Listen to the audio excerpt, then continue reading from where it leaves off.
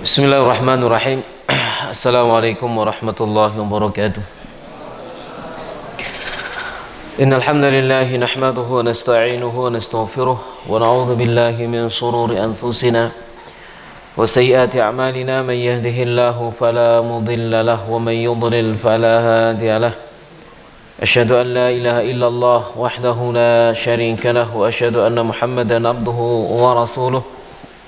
Allahumma salli wa sallim ala nabiyyina Muhammadin wa ala alihi wa sahbihi ajma'in. Ya ayyuhalladzina amanu taqullaha haqqa tuqatih wa la tamutunna illa wa antum muslimun. Amma ba'd, fa inna asdaqal hadithi kitabullah wa khairal hadi hadi Muhammadin sallallahu alaihi wa ala alihi wa sallam wa syarral umuri muhdatsatuha wa kullu muhdatsatin bid'ah wa kullu bid'atin dhalalah wa kullu dhalalatin finnar. Ikhwa fillah rahimani wa rahimakumullah, para hadirin dan hadirat yang berbahagia, semoga Allah Subhanahu wa taala senantiasa melimpahkan segenap rahmatnya kepada kita. Semoga Allah Subhanahu wa taala senantiasa memberikan kepada kita penjagaan, memberikan rezeki kepada kita, rezeki kesehatan, memberikan kesembuhan kepada saudara-saudara kita dan guru-guru kita yang sedang menghadapi ujian dan cobaan, mendapat sakit, terpapar wabah yang sekarang sedang melanda. Maka semoga Allah Subhanahu wa taala memberikan kepada mereka semuanya kesembuhan dan dikembalikan kepada keluarga masing-masing dalam keadaan sehat walafiat. Amin ya rabbal alamin. Dan kita semuanya yang hadir di majelis ini, tentunya kita bersyukur kepada Allah Subhanahu wa taala diberikan bagian yang besar oleh Allah Subhanahu wa taala, penjagaan dan perlindungan sampai hari ini, tidak sakit, tidak terkena atau bagian daripada wabah yang melanda. Maka ini adalah bagian dari rezeki yang Allah Subhanahu wa taala berikan kepada kita, bagian daripada nikmat besar yang Allah Subhanahu wa taala berikan kepada kita. Maka mari kita syukuri dengan segenap ketaatan kepada Allah Subhanahu wa taala. Telah banyak di antara saudara-saudara kita yang telah mendahului kita dan juga guru-guru kita. Sudah beberapa kali kita kehilangan guru-guru kita, wafat karena virus ini. Oleh karena itulah jamaah sekalian rahimani wa rahimakumullah, itu adalah merupakan bagian dari pelajaran ya bagi kita semuanya, ya bahwasanya yang namanya al-maut, ya kematian, itu memang sudah ada ajal yang telah ditetapkan oleh Allah Subhanahu wa taala. Siapa yang telah ditetapkan oleh Allah Subhanahu wa taala, maka dia tidak akan bisa mundur. Tidak ada jalan bagi dia untuk keluar. Kalau sudah datang ajalnya, tidak akan bisa ditunda walaupun sejenak. Itu yang kita ketahui, yang kita pelajari, yang kita ambil dari Al-Quran dan Sunnah Rasulullah Sallallahu Alaihi wa ala alihi Wasallam. Memang benar bahwasannya tidak akan terkena virus ini kecuali mereka yang dikehendaki oleh Allah, betul? Memang benar begitu ya. Tidak akan terkena kecuali mereka yang dikehendaki oleh Allah Subhanahu wa taala. Itu adalah bagian dari takdir yang telah ditetapkan oleh Allah Subhanahu wa taala. Namun tidak boleh bagi kita untuk teledor, tidak boleh bagi kita untuk menyepelekan. Kewajiban kita di samping kita mengimani takdir seperti ungkapan tadi itu benar, namun kewajiban kita di balik takdir itu adalah berikhtiar. Berikhtiar untuk mati atau berikhtiar untuk hidup? Ikhtiarnya untuk selamat atau ikhtiarnya untuk jungkel? Ikhtiarnya diperintah itu? Ikhtiar yang diperintah untuk kaya apa untuk miskin? Untuk dapat uang atau untuk nggak dapat uang? Hah? Ikhtiarnya? Loh kok kalau sih jawabnya ya, semua ya. Kan gitu ya, kita itu diperintah ikhtiarnya adalah ikhtiar untuk mendapatkan kebaikan, bukan ikhtiar untuk mendapatkan keburukan ya. Maka oleh karena itulah kita mengimani takdir, namun juga kita mengimani ikhtiar. Kita diperintah untuk berikhtiar mendapatkan segala kebaikan. Jamaah sekalian rahmani wa rahmakumullahu taala. Ya, sebagaimana seseorang misalkan ingin menghidupi dirinya sendiri, dia ingin mendapatkan rezeki, dia ingin bisa makan, bisa minum, bisa memberi nafkah kepada dirinya, keluarganya, bisa menyekolahkan anaknya, memondokkan anaknya, misalkan seperti itu, maka tidak boleh bagi dia kemudian berpangku tangan menyerahkannya kepada takdir. Kalau memang takdirnya anakku semua bisa mondok, ya mesti mondok. Kemudian apa yang kita lakukan dengan iman kepada takdir itu? Apa yang kita lakukan? Meneng di omah, napa berikhtiar? Berikhtiar. Ya, jamaah sekalian rahmani wa rahmakumullahu taala. Ikhtiar agar kemudian kita mendapatkan takdir yang baik. Pun demikian di masa pandemi seperti ini, kita pun demikian berikhtiar untuk mendapatkan takdir yang baik. Berikhtiar dengan memakan makanan yang bergizi, yang bernutrisi, yang meningkatkan imun, yang meningkatkan kekebalan tubuh, misalkan semacam itu. Berikhtiar meminum obat-obatan ya yang halal dan lain sebagainya dalam rangka untuk menjaga dan melindungi diri kita secara hukum sebab akibat. Namun selebihnya kembali semua kepada Allah Subhanahu wa ta'ala. Ada seorang teman, Masya Allah ya, proteksinya terhadap dirinya luar biasa. Kemana-mana bawa hand sanitizer, tidak pernah terlepas dari masker. Kemudian positif. Itu jadi hukum atau enggak? Jadi hukum atau enggak? Oh, jangan sampai kemudian ada di antara ketuiku masih koyok ngono yo kena ae kan gitu ya. Ya, itu bukan jadi hukum ya, jamaah sekalian rahmani wa rahmakumullahu taala. Dia mendapatkan pahala dengan segenap usahanya, dengan segenap ikhtiarnya, tidak akan sia-sia, tidak akan disia-siakan oleh Allah Subhanahu wa taala, namun catatan takdir telah mendahului dia. Kan begitu iman kita kepada takdir. Catatan takdirnya telah mendahului. Ya, maka dia pun positif, sekalipun kemudian setelah isolasi, setelah di rumah sakit dan sebagainya, kemudian beliau sembuh dengan izin Allah Subhanahu wa taala. Ya, kita mengimaninya, ini berjalan sesuai dengan takdir Allah Subhanahu wa taala, namun tetap kita harus berikhtiar dengan sebaik-baiknya.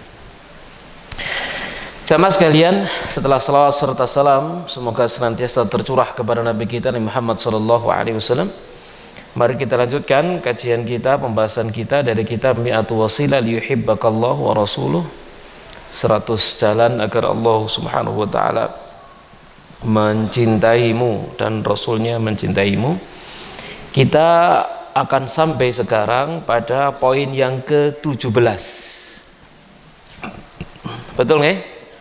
Yang bawa buku, yang nggak buku ini nggak bawa, ini lupa atau gimana?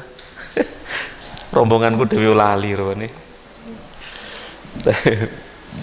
Sama sekalian rahmani wa rahmakumullahu taala, poin yang ke-17, hifdzu huquqil muslimina wa ada'uha. Menjaga hak-hak kaum muslimin dan menunaikannya. Ya, jadi menjaga hak kaum muslimin dan menunaikannya. Jamaah sekalian rahimani wa rahmakumullahu taala, kita ini adalah makhluk sosial. Manusia itu adalah makhluk sosial. Dikatakan makhluk sosial itu adalah makhluk yang butuh dengan yang lain. Butuh berinteraksi dengan yang lainnya. Butuh bermuamalah dengan yang lainnya. Akan senantiasa bersinggungan dengan orang lain.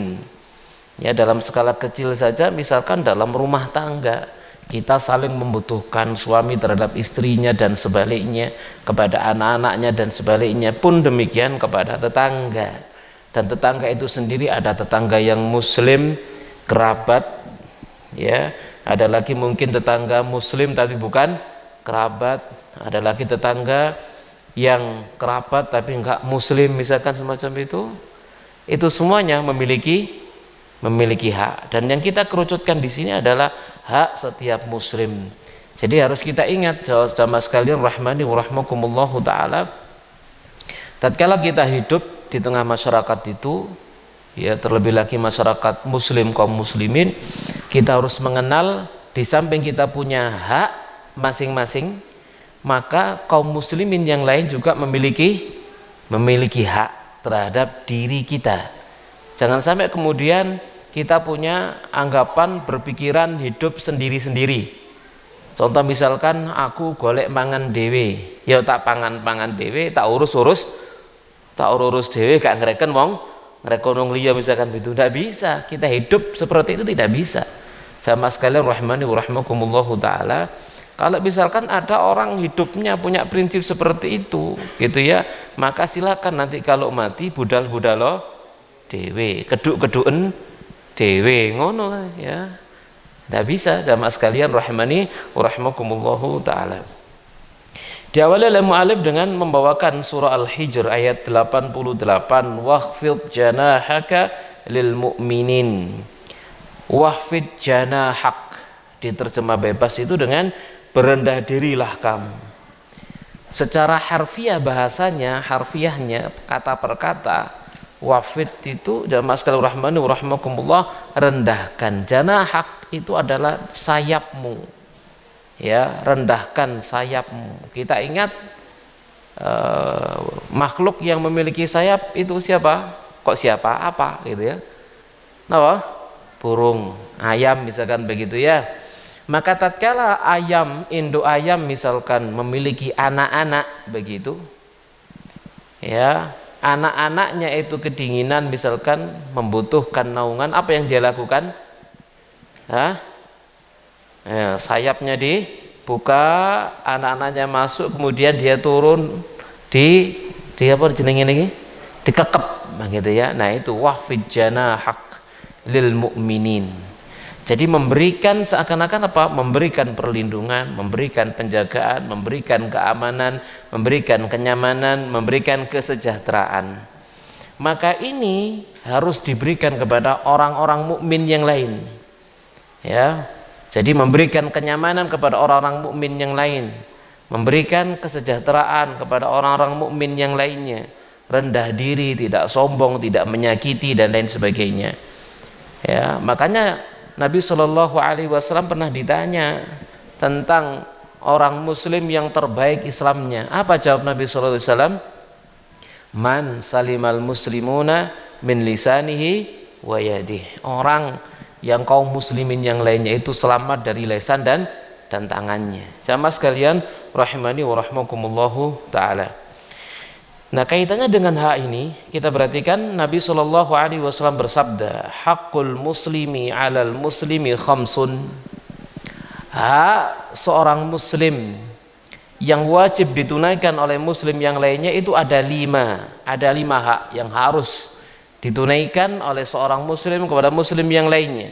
Ya, insya Allah hadis ini sering dibaca dan sering dibahas. Kita akan memurojaahnya kembali. Yang pertama apa? Raddus salam, menjawab salam. Ini hak muslim yang lain. Ya, raddus salam, menjawab salam. Jamaah sekalian rahmani wa rahmakumullahu taala. Ya, jadi hak setiap orang yang menyampaikan salam kepada kita, ya, adalah salamnya itu dijawab. Ya, jangan sampai misalkan, ya, kadang-kadang tatkala kita ada di tengah masyarakat, kita lewat lalu kita ucapkan salam, assalamualaikum warahmatullahi wabarakatuh, assalamualaikum, dia jawab monggo, gitu ya. Sering pernah assalamualaikum, gitu ya.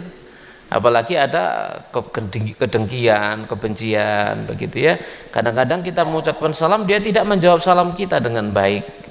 Ya kita husnudzon, mungkin kupingnya rada konslet atau apalah gitu ya, mungkin seperti itu, sehingga dia tidak menjawab salam. Padahal hukum menjawab salam apa? Hukumnya adalah wajib ya, sementara mengawali salam itu hukumnya adalah sunnah. Kenapa? Oh, jelas. Oke. Jelas di atas. Taib raddus salam, menjawab salam. Jamaah sekalian rahmani wa rahmakumullahu taala. Itu adalah hak setiap muslim. Nah, kaitannya dengan salam di sini, Nabi Shallallahu alaihi wasallam mengajarkan kepada kita untuk menebarkan salam.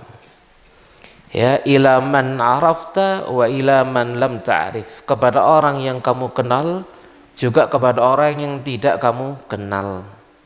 Kita diperintahkan untuk menebarkan salam. Ini adalah salah satu ibadah yang barangkali menjadi sunnah yang tidak banyak orang yang menghidupkannya. Mungkin termasuk di antara kita itu juga termasuk orang yang tidak banyak menghidupkannya. Mungkin hanya menyampaikan salam kepada yang dikenal. Lebih-lebih lagi itu adalah jamaah pengajian. Oh, salam, assalamualaikum gitu ya. Tonggone dewe duduk jamaah pengajian, Pak, nah, apa malih, bro gitu ya, misalkan semacam itu ya. Atau lewat misalnya kulon apa, nyun sewu, kulon nuwun, permisi dan sebagainya ya, tidak dengan mengucapkan salam ya. Atau mungkin kita masuk ke contoh misalkan ke tempat-tempat umum, toko-toko ya, kira-kira kita mengucapkan salam napa tumbas? Tumbas napa salam? Salam dhisik baru tumbas, napa tumbas dhisik gak kadik salam? Biasa ya? Ibu-ibu tumbas gitu ya. Ini kekeliruan. Jamaah sekalian rahmani wa rahmakumullahu taala. Harus kita biasakan gitu ya, assalamualaikum begitu. Ya, kadang-kadang ya apa ya? Ada perasaan gimana sih kalau mengucapkan salam itu? Anak perasaan apa? Canggung. Nah, canggung itu harus kita belajar untuk dihilangkan, belajar untuk dihilangkan begitu. Ya, kita berupaya masuk misalkan berusaha untuk mengucapkan salam. Ya, berusaha untuk mengucapkan salam, belajar. Ya, kalau itu sudah menjadi kebiasaan kita, canggung itu ndak ada. Kenapa canggung? Bukan kebiasaan. Ya, bukan kebiasaan. Iso iku krono kulino, kan gitu ya. Akhirnya kalau sudah terbiasa, maka enak, gampang, tanpa lidah ini kelu untuk mengucapkannya, jadi refleks seperti itu. Jamaah sekalian rahimani wa rahmakumullahu taala, kita semua hendaknya belajar yang demikian, menebarkan salam. Ya, di mana Nabi Shallallahu alaihi wasallam menjelaskan di antara ya perkara yang dicintai oleh Allah Subhanahu wa taala, penyebab seseorang itu mendapat cinta Allah dan juga dijanjikan surganya Allah Subhanahu wa taala, bahkan disediakan kamar ya yang dari luar tampak, dari dalam tampak, yaitu diantaranya adalah menebarkan salam. Yang kedua, wa iyadatul marid. Yang kedua adalah menjenguk orang sakit. Nah, ini juga menjenguk orang sakit. Jamaah sekalian rahmani wa rahmakumullahu taala, ini adalah hak setiap muslim, di mana Nabi Shallallahu alaihi wasallam ya, menjelaskan keutamaan yang sangat besar bagi orang yang menjenguk orang sakit. Ya, didoakan oleh para malaikat, dia seperti masuk ke dalam kebun kebun yang berbuah ya, yang kemudian tatkala dia keluar mendapatkan panen ghanimah yang sangat banyak, yang sangat besar.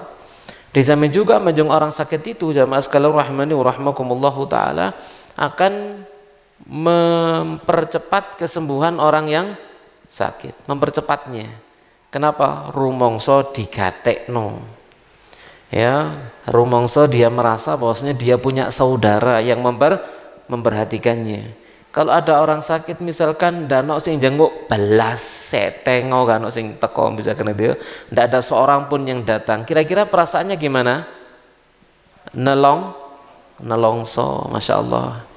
Ya misalkan dia ngamar di rumah sakit, bukan masa pandemi ini ya, ngamar di rumah sakit misalkan, tidak ada satu orang pun dari keluarganya yang menjenguk, tidak ada satu orang pun dari tetangganya yang menjenguk. Kelam dewi gitu ya. Sementara sebelah tempat tidurnya pohon dino diparani uang. Kira-kira apa hati nih? Kira-kira tambah waras apa tambah loro kira-kira? Ya. Penyakitnya ditambah sampai nelongsoe kan, psikisnya semakin berat ya. Jamaah sekalian rahmani wa rahmakumullahu taala ya. Jadi menjenguk orang sakit itu meningkatkan imun begitu katanya gitu ya. Sehingga efek untuk menyembuhkan diri sendiri menjadi semakin cepat. Ya. Jadi dijenguk, ditungakno, digawani oleh-oleh, diamplopi pisan gitu ya, wis tambah waras sih. Ya, sama sekali rahmani wa rahmakumullah. Baik, yang berikutnya yang ketiga, wattibaul janaiz. Hak yang berikutnya adalah mengikuti jenazah. Ngikuti jenazah ini ngikut tok atau seperti apa? Kadang-kadang di masyarakat kita itu jamaah sekalian rahimani wa rahmakumullah, ngikuti jenazah itu hanya setor muka pokok ketok. Kemudian dikasih pengumuman sama Pak Mudin sing ngersakaken salat monggo gak ngatek. Iya, nggak ikut salat. Ya, keliru jamaah sekalian rahimani wa rahmakumullah taala ya. Jadi ngikuti jenazah itu ya sak solate pisan, ikut mensolati. Yang Nabi Shallallahu Alaihi Wasallam menjelaskan, ya siapa yang mensolati jenazah bagi dia satu qirat, lalu mengantar bagi dia dua qirat. Solat satu qirat, solat plus ngantar dapat dua qirat. Ngantar tok gak kadek solat. Gak ono apa nih? Gak ono dalile, karena yang ada sholat dapat satu qirat, habis sholat terus ngantar dapat dua qirat. Ngantar tok gak kadek sholat, gak ero nyembuh gitu ya. Ini kekeliruan jamaah sekalian rahmani wa rahimakumullahu taala ya. Kekeliruan. Bahkan di satu tempat saya pernah di Malang, saat saya kontrak di Malang dulu itu, di kampung ada orang meninggal, saya takziah, kemudian waktunya sholat saya ikut mensolati, yang sholat cuma 5, yang mensolati cuma 5, yang datang mungkin ya puluhan, nah ya banyak sekali yang datang, tapi yang sholat cuma 5. Mari sholat diamplopi ambek sing di omah. Saking apa nih? Saking senengi paling ngono ya. Diamplopi iki ono apa maneh kan gitu ya. Ono wong salat jenazah diamplopi. Akhirnya amplopnya kita masukkan lagi kepada kotak infak di rumahnya itu. Mungkin saking apa? Saking langkanya orang salat jenazah sampai seperti itu ya, di masyarakat yang seperti itu. Dan banyak kejadian demikian jamaah sekalian rahmani wa rahmakumullahu taala. Jadi kalau kita takziah itu sudah siap untuk sholat jenazah, pakai baju suci, ojo katoan cekak ya. Jadi banyak di masyarakat kita takziah katoan cekak kayak singkek gitu ya. Marono waktunya sholat alasan waduh iya gak gawe celono gitu ya. Alasan yang ono ae, gak niat teko omahe, hanya setor muka, setor hidung saja ya. Jadi kita harus ingat bahwasanya mengikuti jenazah itu adalah ibadah. Ya, itu ibadah. Bukan sekedar napa protokolere wong mati ngoten ya.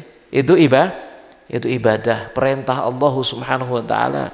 Ya, kita mengikuti jenazah, mensolatinya, mengantarnya sampai ke kuburan, itu adalah dalam rangka untuk mendapatkan ridhonya Allah, sambil kita mengingat-ingat kematian, sambil kita merenungi diri kita. Kalau saat itu kita yang mengantar, kita yang memikul, kita yang mensolati, kita yang mengubur, maka suatu ketika kita yang disolati, kita yang diantar, kita yang dikubur. Nah, saat itu waktunya kita apa? Merenung begitu ya. Kira-kira amalku opo sing tak kowe, kan begitu. Ya. Namun banyak di masyarakat kita kalau mengantar jenazah itu sampai goyang-guyu, berkelakar, ketawa, ketiwi, tertawa dan lain sebagainya. Ya, bahkan sempat-sempati sih ngomong sebelah ngomong bisnis, penggawean, pekerjaan. Ya, itu bukan waktunya, itu waktunya muhasabah. Itu waktunya beristighfar, mohon ampun kepada Allah. Itu waktunya mendoakan si mayit, semoga dia diberi ketetapan hati dan ketetapan iman. Yang berikutnya, yang keempat, wa ijabatu da'wah, yaitu memenuhi undangan. Undangan yang mana? Undangan yang syar'i. Yang tidak syar'i tidak wajib. Tapi kalau yang syar'i, maka itu hukumnya adalah wajib. Undangan seperti apa yang syar'i yang kita wajib untuk mendatanginya? Undangan apa? Walimah. Walimahnya juga kadang walimah tidak syar'i kan gitu ya. Nah, kalau masih ucarai walimah tapi kalau enggak syar'i, ada kemungkaran di dalamnya, juga tidak wajib untuk kita mendatanginya karena ada udzur syar'i. Ya, ada alasan syar'i. Ya, contoh diantaranya misalkan di zaman sahabat, salah seorang sahabat tatkala ada undangan walimah, dia datang, ternyata pemilik rumah itu mengelambui temboknya dikasih diselamboni gitu ya, ditempeli kain, maka dia langsung balik pulang, padahal mek ngono tok langsung balik pulang ya, dengan mengatakan kita tidak diperintah oleh Nabi SAW untuk ngasih untuk membajui tembok gitu. Langsung dia pulang seperti itu ya. Jadi undangannya menjadi tidak wajib. Nah, ijabatud dakwah, undangan apa lagi? Undangan makan-makan, jangan ayo nang omah mangan-mangan, berarti hukumnya wajib ya. Hukumnya wajib, jamaah sekalian rahimani wa rahimakumullahu taala. Ya. Namun kemudian yang harus kita perhatikan tatkala memenuhi undangan itu harus dijaga adabnya, lisannya harus dijaga. Undangannya itu wajib dan kita tidak boleh mengomentari apa yang dihidangkan. Gitu ya. Tidak boleh mengomentari apa yang dihidangkan. Misalkan diundang makan-makan ke rumahnya, ternyata panganannya biasa-biasa saja, komentar ngene undang-undang. Ya, meremehkan. Ingat, gitu ya. Undangannya itu wajib. Jamaah sekalian rahimani wa rahimakumullahu taala. Salah seorang ulama misalkan Syekh bin Baz rahimahullahu taala diundang sama raja. Kira-kira lek sing ngundang raja panganane ya napa? Kira-kira lho, kira-kira nggih. Sampeyan tahu nggak diundang raja? Hanya kira-kira gitu ya. Panganane ya apa kan? Oh, bisa ya. Ya, karena melihat siapa yang mengundang begitu, yang ngundang raja. Rajane raja Saudi misalkan begitu kan, berarti makanannya luar biasa. Nggak mungkin kan makanannya makanan pinggir jalan gitu, nggak, mustahil kan begitu ya. Ditolak sama beliau, kenapa? Kedahuluan muridnya. Kira-kira lek muridnya sing ngundang panganane ya napa? Perbandingane jeglek napa mboten? Jeglek. Tapi karena undangan lebih dulu daripada muridnya, maka ditolak yang raja, dia ke muridnya. Nah, seperti itu jamaah sekalian rahimani wa rahimakumullahu taala. Tidak boleh meremehkan apa yang dihidangkan, gitu ya. Dan juga harus dijaga jangan sampai membuat yang diundang itu yang mengundang itu merasa nggak enak, wis longgo endi rek tokno kabeh. Kan gitu ya. Endi disebutno panganan, endi disebutno jenisnya dan sebagainya. Ya, endi sotone, endi macam-macam misalkan semacam itu tidak boleh. Ya, jamaah sekalian rahimani wa rahmakumullahu taala, ya. Jadi kalau diundang maka dia harus diem, tidak boleh komentar, kemudian juga tidak boleh membuat sempit dadanya orang yang mengundang. Kenapa? Karena makanan nanti kalau dia hidangkan dalam keadaan dia terpaksa, maka makanan itu jadi haram, tidak halal. Tidak halal. Kenapa? Dia tidak ridho dengan apa yang dia hidangkan karena kepeksan gitu ya. Ya, misalkan datang di rumah hidangannya nggak cepak, kono lo, tuh kono bakso sing enak kono po. Gitu. Aslinya duduk bakso. Gara-gara tamu nih ngomong ngono malih ditukokno bakso. Kalau dia ridho, alhamdulillah. Kalau kepeksan, wah jen bang ojo ngundang. Arek model ngene iki nyocot gitu ya. Tapi ditukokno ae, maka itu tidak apa? Tidak halal. Karena dia mengeluarkannya dengan terpaksa, ya. Jadi hati-hati. Ya, tatkala kita memenuhi undangan, ya kewajibannya hanya dipenuhi, kemudian apa yang di hadapannya itu yang dimakan, tidak boleh komentar, ya, kemudian juga tidak boleh banyak tuntutan, ya, sehingga menyempitkan dadanya orang yang mengundang. Dan yang kelima, wa tashmitul atis, dan mengucapkan yarhamukallah kepada saudaranya yang bersin, lalu dia mengucapkan alhamdulillah, ya, kita mengucapkan yarhamukallah, itu adalah haknya. Jadi kalau ada yang bersin lalu dia mengucapkan alhamdulillah, maka kita berkewajiban untuk mengucapkan yarhamukallah, mendoakan dia semoga Allah Subhanahu wa taala merahmatimu. Kemudian dalam riwayat Muslim, hakul muslim alal muslimi sittun, hak muslim atas muslim yang lainnya ada 6. Apa haknya? Idza laqitahu fasallim alaihi, jika kamu menemui dia ucapkan salam kepada dia. Kalau yang pertama tadi apa? Raddus salam, menjawab salam. Yang sekarang adalah nyampaikan salam. Jadi mengucapkan salam itu hak yang disalami, menjawab salam itu juga adalah kewajiban yang disalami. Gitu ya, masing-masing menjalankan hak dan kewajiban masing-masing. Jadi kita ketemu, kita mengucapkan salam. Jamaah sekalian rahimani wa rahimakumullah. Yang lain sama, wa idza da'aka fa'ajibu, jika dia mengundangmu maka penuhi undangannya. Telah kita jelaskan, wa idza stansahaka fansahlahu, kalau dia minta nasihat kepadamu maka nasihati dia. Ya, apalagi di zaman kita saat sekarang ini kadang-kadang ada teman misalkan WA tolong beri nasihat. Berarti kita punya kewajiban memberi nasihat. Nah, tatkala seseorang itu memberikan nasihat, yang pertama dia harus tahu siapa yang minta nasihat. Biar nasihatnya tepat, begitu ya, biar nasihatnya tepat. Jadi tidak boleh seseorang misalkan minta nasihat tapi dia nggak tahu, ya, orang yang minta nasihat itu siapa, kalau dia punya masalahnya apa nggak tahu, misalkan gitu ya. Nah, ini ya, kontraproduktif kan begitu ya. Jamaah sekalian rahimani wa rahimakumullah. Makanya wajib bagi orang yang minta nasihat itu untuk memperkenalkan dirinya, itu hukumnya wajib. Contoh misalkan ada seorang WA, Ustadz tolong saya diberi nasihat. Biasanya tak jawab kalau namanya ndak ada, artinya nomor baru, tak jawab ini siapa, dari mana, gitu ya.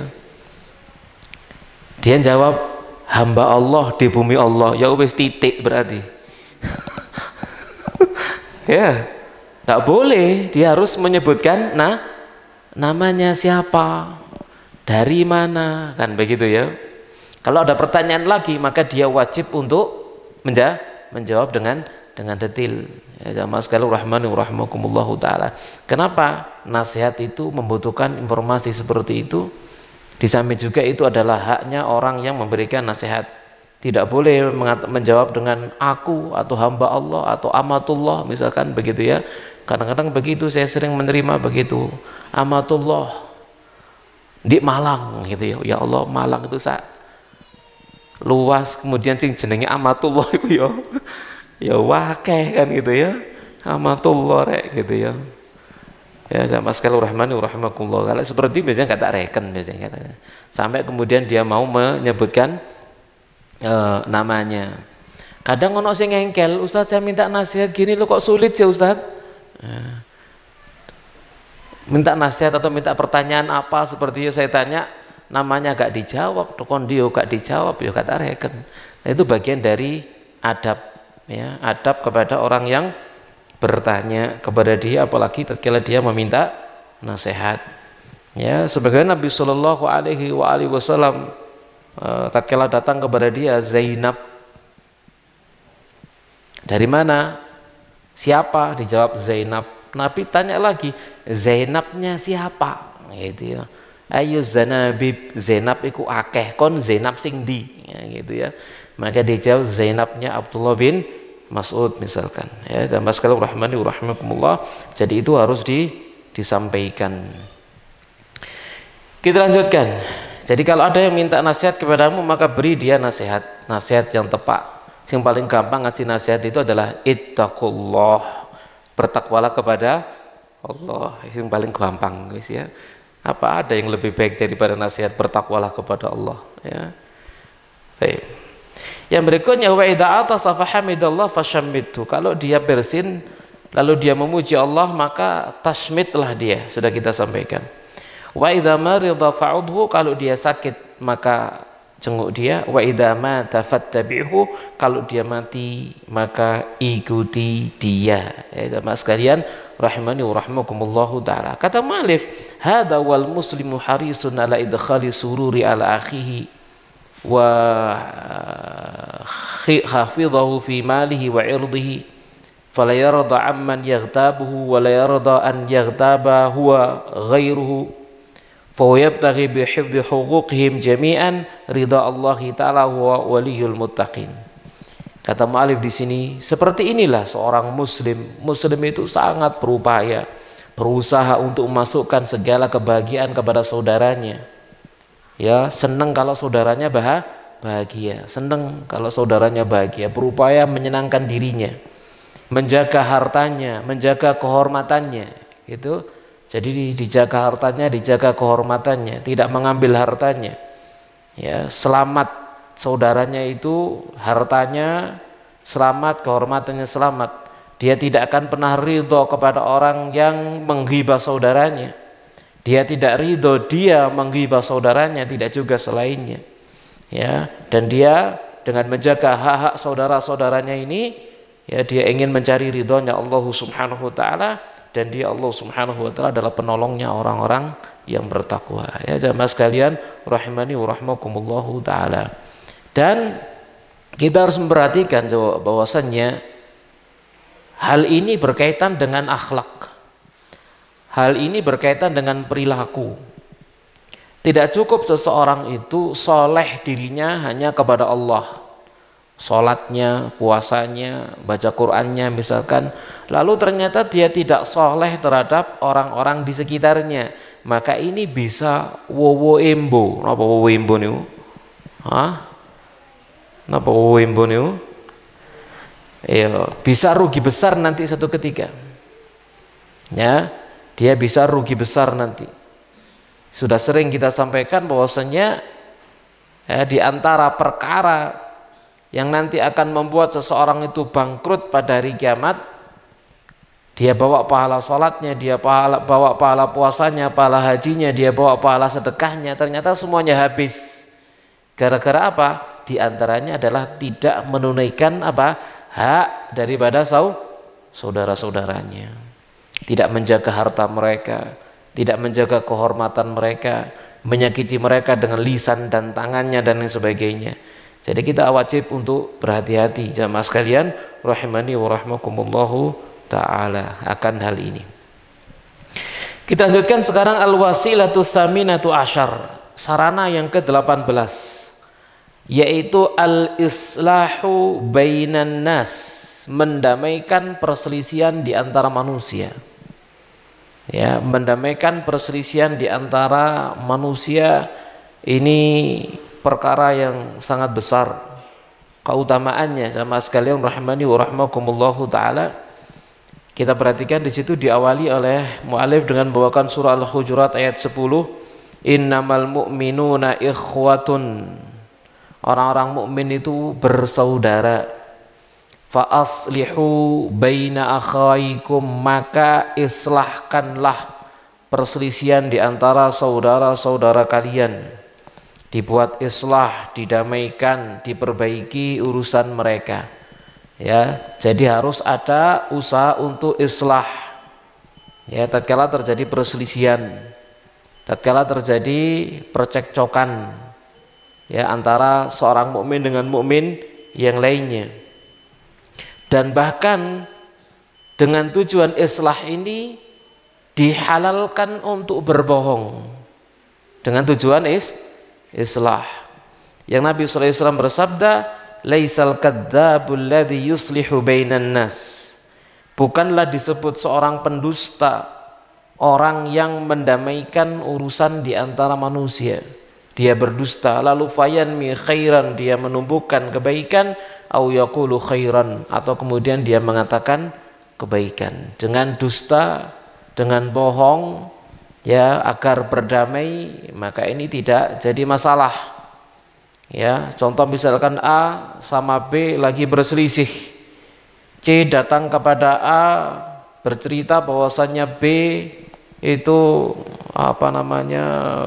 berbicara tentang kebaikan si A, kamu dipuji-puji begini, padahal tidak pernah muji. Dia datang kepada B, A menceritakan B kebaikannya demikian, padahal tidak pernah. Berarti C di sini bohong nggak kepada A? Bohong. Dia juga bohong kepada B, dan bohongnya ini boleh dalam rangka untuk apa? Agar keduanya rukun kembali, agar keduanya kemudian berbaikan kembali. Ya, jamaah sekalian rahmani wa rahmakumullahu ta'ala. Jadi ini adalah rukhsah, ini adalah sebuah keringanan yang Allah Subhanahu wa ta'ala berikan untuk menghilangkan segala permusuhan dan untuk menumbuhkan cinta kasih gitu ya. Bahkan Nabi SAW menjelaskan di dalam hadis yang lainnya, islah ini termasuk perbuatan yang lebih utama ya daripada sholat, bahkan daripada puasa. Begitu bukan berarti lek ngono ana wong gelut tak perselisihkan masih gak tak damaikan masih gak sholat gak apa-apa ngono, bukan begitu maksudnya ya. Tapi dia dapat pahala besar dengan mendamaikan seseorang gitu ya, yang pahalanya besar sampai kata Nabi Shallallahu Alaihi Wasallam ya mengalahkan pahala sholatnya, ya sholat sunnah maksudnya ya, pahala puasa dan lain sebagainya. Jamaah sekalian rahimani wa rahmakumullahu taala. Silakan adzan dulu, fadhol. Kita tambah yang terakhir, al-wasilatu tasi'ah asyar, wasilah yang ke-19 terakhir ya, biar dapat 3 ganjil. Alaika bikafalatil yatim, bikafalati yatimin, hendaknya kamu menyantuni anak yatim. Allah Subhanahu wa taala berfirman, fa ammal yatima fala taqhar, adapun terhadap anak yatim maka kamu jangan menghardiknya, bersewenang-wenang kepadanya. Wa ammas sa'ila fala tanhar, pun demikian kepada orang yang meminta-minta jangan ditolak dengan keras. Ya, kita perhatikan di sini, kepada anak yatim kita diperintahkan untuk menyantuninya, kita diperintahkan untuk berbuat baik kepadanya. Dan Nabi sendiri sallallahu alaihi wasallam bersabda, wa ana wa kafirul yatimi fil jannati hakadha wa asyara bis sababati wal wusta, aku dan orang yang menyantuni anak yatim seperti ini, mengisyaratkan dengan jari telunjuk dan jari tengah, menunjukkan apa? kedekatannya, menunjukkan kedekatan Nabi Shallallahu Alaihi Wasallam dengan anak yatim, mufarraja bainahuma, dan Nabi merenggangkan keduanya. Maka dua ayat dan juga hadis ini mengajarkan kepada kita, siapa yang ingin nanti bersama dengan Nabi Shallallahu Alaihi Wasallam di surga dan tidak akan bersama dengan Nabi Shallallahu Alaihi Wasallam di surga melainkan orang yang dicintai oleh Allah dan dicintai oleh Rasulnya, maka siapa yang menginginkan demikian, maka hendaknya dia memberikan mengkafil, menyantuni anak-anak yatim. Ya, di sana ada kebaikan yang sangat besar yang diberikan oleh Allah Subhanahu wa taala. Ya, di antaranya jamaah sekalian rahmani wa rahmakumullah, seperti apa yang disampaikan oleh Rasulullah Shallallahu Alaihi Wasallam, ini dekat, ya sangat dekat, seperti dekatnya jari tengah dengan jari telunjuk, ya sangat dekat seperti dekatnya jari tengah dengan jari telunjuk, menunjukkan kedekatan dia dengan Nabi Shallallahu Alaihi Wasallam, menunjukkan akan besarnya kecintaan Allah, besarnya kecintaan Rasulullah Shallallahu Alaihi Wasallam kepada anak-anak yatim. Dan sebaliknya, karena menyantuni anak yatim itu adalah pahala, mendapatkan pahala yang sangat besar, kebalikannya memakan harta anak yatim termasuk dosa besar, ya. Memakan harta anak yatim ini termasuk perkara yang membinasakan, ya. Wa aklu malil yatim, dan memakan harta anak yatim ini termasuk perkara yang membinasakan orang yang melakukannya. Memakan harta orang lain yang bukan yatim saja itu menjadikan seseorang nanti bangkrut pada hari kiamat, apalagi memakan harta anak yatim. Ya, mas sekalian rahmani wa rahmakumullahu taala. Ya, anak yatim, kadang orang memakan harta anak yatim itu, misalkan anak yatim ini adalah dari kalangan mungkin keponakannya, mungkin kerabatnya, kadang-kadang seenaknya, kan begitu ya.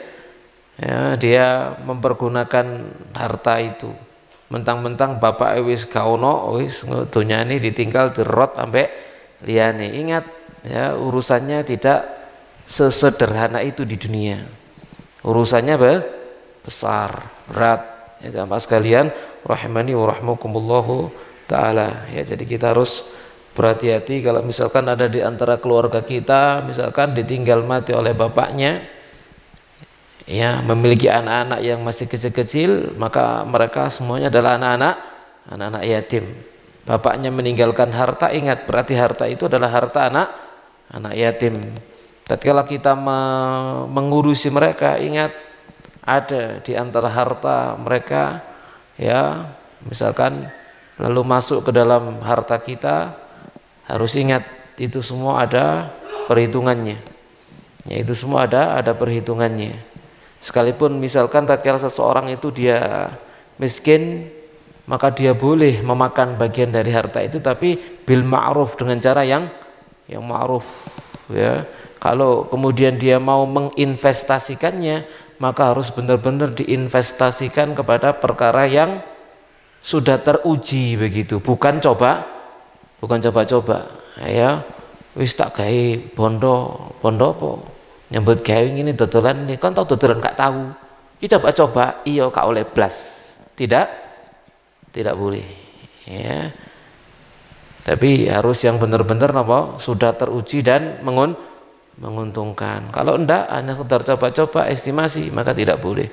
Tapi kalau sudah diinvestasikan kepada yang sudah terbukti menguntungkan, ternyata dengan takdir Allah ternyata enggak berhasil, ya sudah, enggak ada masalah, bukan keteledoran namanya itu, ya. Jadi harus kita perhatikan yang demikian. Jamaah sekalian rahimani wa rahmakumullahu taala. Sampai di sini saja sarana yang ke-19. Pertemuan berikutnya ke-20. Sekarang kita buka tanya jawab. Barangkali ada pertanyaan, kita persilakan. Nggih. Assalamualaikum warahmatullahi wabarakatuh.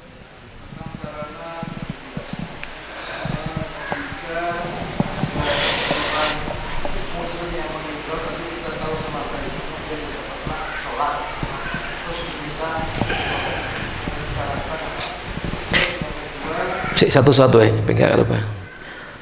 biar nggak lupa saya. Gimana kita ngeliat malih mboten napa. Tapi kita mengetahuinya itu secara dohir atau dohir batin, kesehariannya, dengan catatan misalkan kesehariannya itu gak tahu ketok nang masjid seperti itu, atau memang tahu kesehariannya di rumahnya atau gimana, atau barangkali dia kalau sholat itu isin singitan, kan banyak apa namanya don, persangkaannya banyak kan gitu ya. Enggak iku arek iku lek salat di masjid wedi riya. Lek ketok kancane salat itu wedi misalkan gitu. Ya kanok kira-kira kanok ngono ya. Jamaah sekalian rahimani wa rahimakumullah taala, hukum asalnya kita berbaik sangka pada setiap muslim.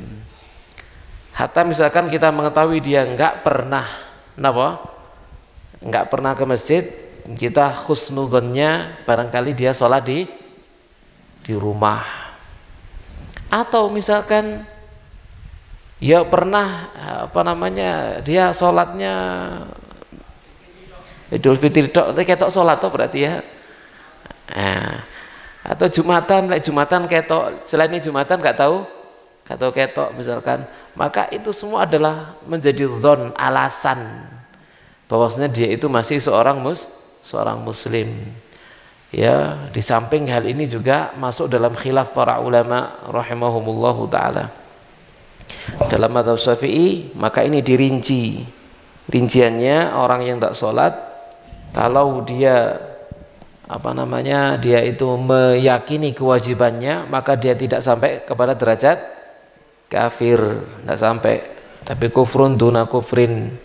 Kalau dia meyakini bahwasanya tidak wajib, barulah dia menjadi kafir. Ya, kalau dalam mazhab Ahmad maka sudah dihukumi kufur seperti itu. Jadi ada dalam masalah khilaf ya di antara para ulama. Di samping juga yang berikutnya, seandainya kita enggak mensolatinya, kira-kira ngefek, ada efeknya di tengah masyarakat, yang kemudian yang nggak sholat itu jadinya takut, waduh aku lek mati nggak disolat ya mbak iku ngono, ngefek nggak? Soalnya akeh kan kancane sing ngono iku akeh, jadi nggak ngefek. Berarti tahdir kita nggak manfaat, kan begitu? Manfaat nggak berarti? Nggak manfaat. Kemudian juga kadang malah menimbulkan efek negatif kepada diri kita sendiri. Efek negatifnya apa? Disebut misalkan sama orang lain, itu sombong, itu sok soleh dewi, ono dulure. Dulu kan sebut dulure ya, tonggone mati gak gelem nyolati. Nah, ada efek seperti itu. Maka tahdir yang demikian itu jamaah sekalian rahmani wa rahmakumullahu taala dilakukan kalau menimbulkan efek yang baik di tengah masyarakat.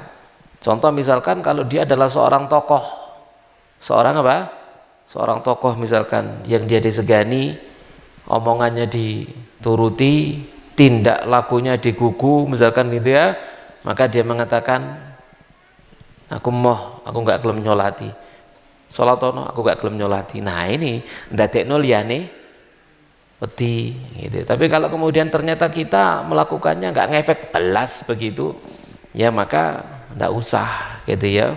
Atau misalkan tatkala kita tahu sendiri bahwasanya dia memang benar-benar nggak sholat, terus konco rakat wis dijak sholat semua, atau bahkan ada yang jawab itu ayo sholat wis tahu. Kan nemen wong ini ya, ayo sholat wis tahu. Ya seperti itu tahu sendiri, kemudian dia mati. Ya kita pengennya nggak mensolati ya boleh nggak mensolati. Caranya gimana? Yo teko telat begitu ya. Mari sholat wis ya wis. Misalkan semacam itu ya. Nah, jadi ini harus kita perhatikan efeknya di tengah masyarakat. Bukan masalah boleh atau tidak boleh kita lakukan atau tidak kita lakukan. Di sana nanti akan berlaku apa? Masalih, maslahat dan madarat. Seseorang harus mempertimbangkannya, mana yang lebih maslahat, mana lebih madarat. Kalau maslahatnya lebih banyak daripada madaratnya, ya kita pilih maslahatnya. Kalau ternyata madaratnya lebih banyak daripada maslahatnya, ya itu menjadi pertimbangan. Kalau maslahat sama madaratnya seimbang, ya itu jadi pertimbangan lagi, seperti itu. Nah, paham insyaallah ya? Yang kedua,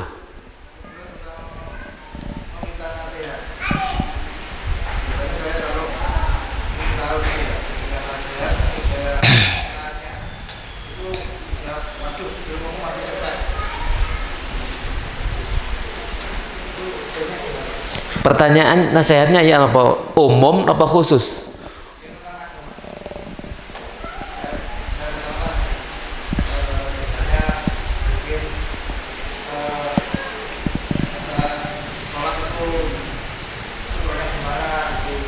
Apa salat?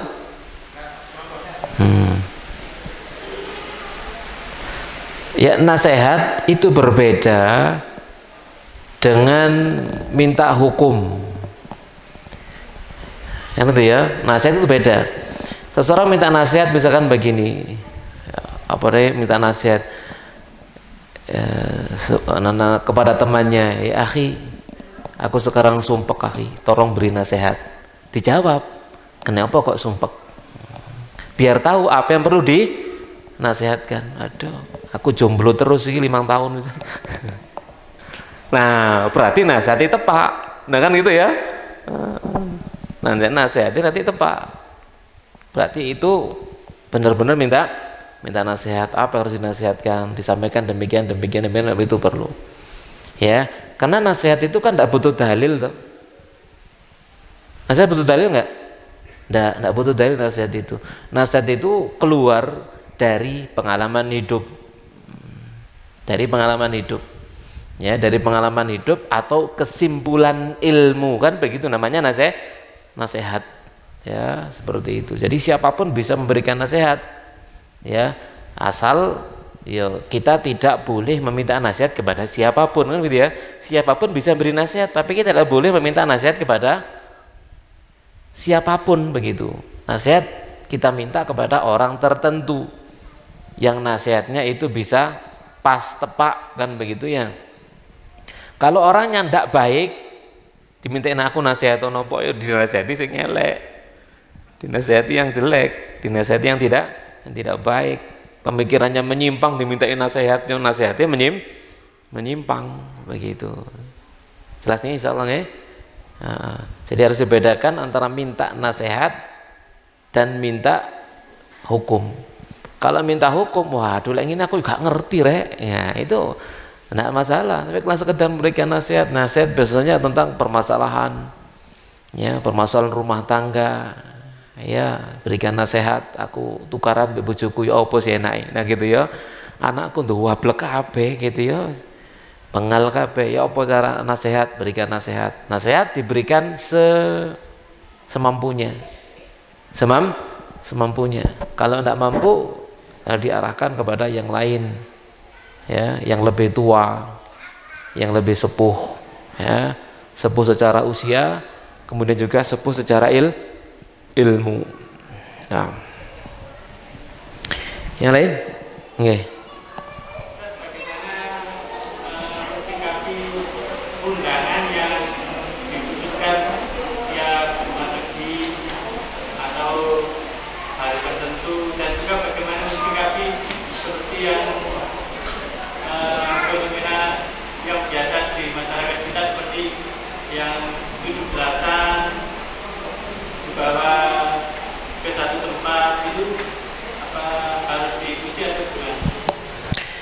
Jamaah sekalian rahmani rahmakumullahu taala, undangan-undangan, ritual-ritual, acara-acara yang di dalamnya di sana ada perkara yang menyimpang.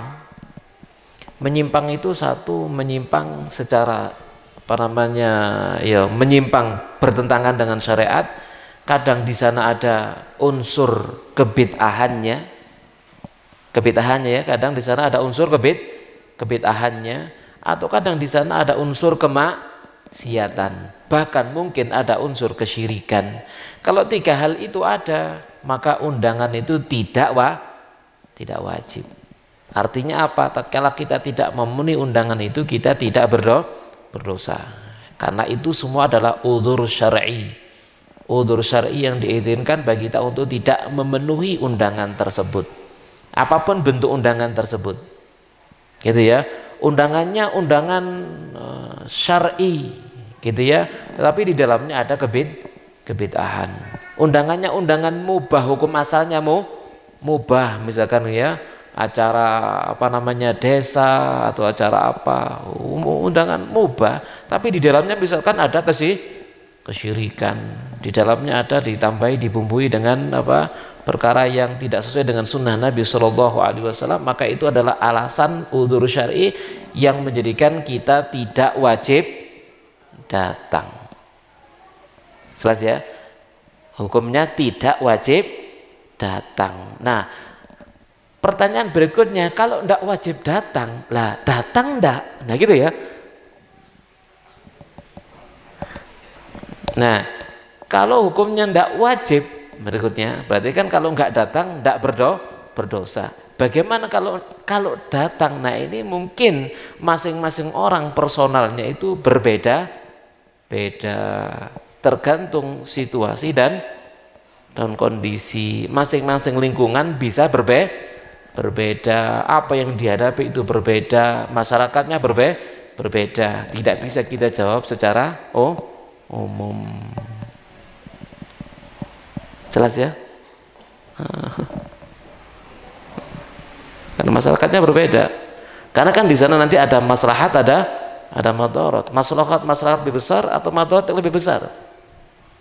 Maka masing-masing lingkungan itu nanti berbeda-beda, dan jangan mengomentari saudaranya misalkan di tempat lain kok ngono sih, coba dikomentari. Kenapa? Dia menghadapi yang tidak kamu hadapi. Jelas ngeten nggih? Di satu kampung lain wis nafsi wis teko karepmu, gak teko karepmu, berkati sing penting teko, kan gitu ya. Beda maneh gitu ya, sudah beda lagi. Seperti itu masih gak teko gak masalah. Ada lagi masyarakatnya lain yang berbeda, yang dihadapi berbeda, situasinya berbeda, pertimbangan maslahat madaratnya itu berbeda. Nah itu beda lagi. Ya, tidak bisa dijawab secara umum. Itu masalah kasus. Jelas ya? Itu masalah kasus.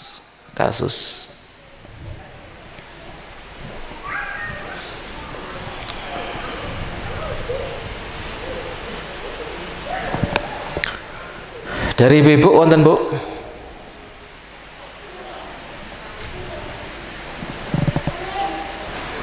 Nano ya. Sampun cekap.